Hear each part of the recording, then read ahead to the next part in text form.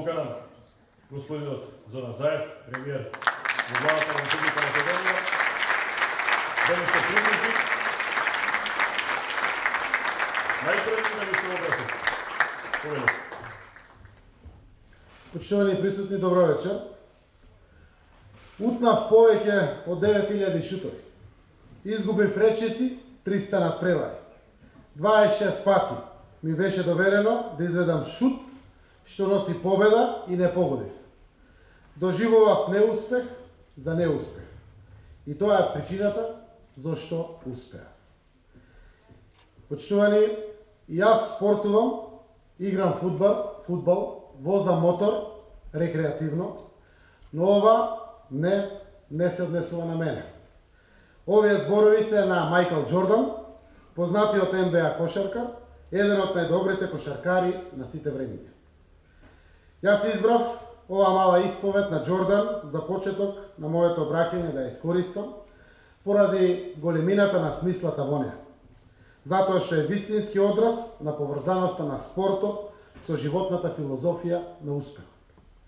И животот, како и спортот, е полн со предизвици и дава шанси, одново и одново, за шут, за погодок, за успех, затоа што сите знаеме дека е така. И нешто уште поважно. Успех е да топката во кошот, во голот, стрелата во целта. Но уште поголем успех е желбата, волјата и страјноста, вложени во тој напор што води до моментот на тој кош, гол, погодок. И не помал успех е и подадената топка, препознаената шанса дека тогаш, кога некој од нас не може, некој друг до нас може. Затоа што успехот, почитувани пријатели, кој да го постигне е индивидуален, но е и колективен. Затоа што секогаш е успех на сите. Задоволството е лично, затоа и секој се стреми да биде подобар. Но сечи успех е важен, токму поради тоа што е заеднички, поради тоа што ги поместува границите, рекордите, поради тоа што тоа поместување на тие граници станува силен мотив и за сите останати дека може, се може, ако се биде трпелив, упорен и чесен, физички и духовно отворен за своите победи, кои се наши заеднички победи. Спортските лекции се животни лекции. Спортските искуства се животни искуства. Тие не учат дека е важно да се победи, ама важно е да се победи на ферплей и дека ако не се победи, тоа е исто така победа. Затоа што учеството е тренинг на телото, а играта знае да биде поважна од победата. Затоа сте толку важни за нас и за општеството, почитувани спортисти, репрезентативци, селектори, почитувани ученици, наставници, професори, почитувани представници на федерациите. Одавам почит на сите ваши успеси. Со кој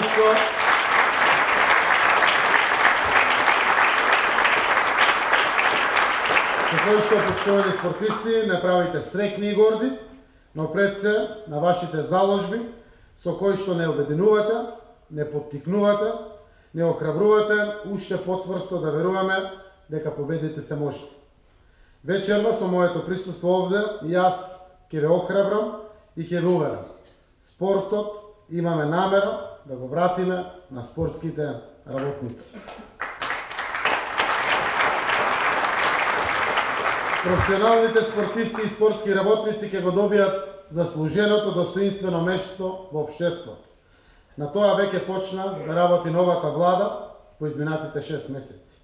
Владата на Република Македонија заедно со Агенцијата за млади и спорт ќе овозможи и нови места, и поголем простор, и повеќе средства за нови спортисти и рекреативци.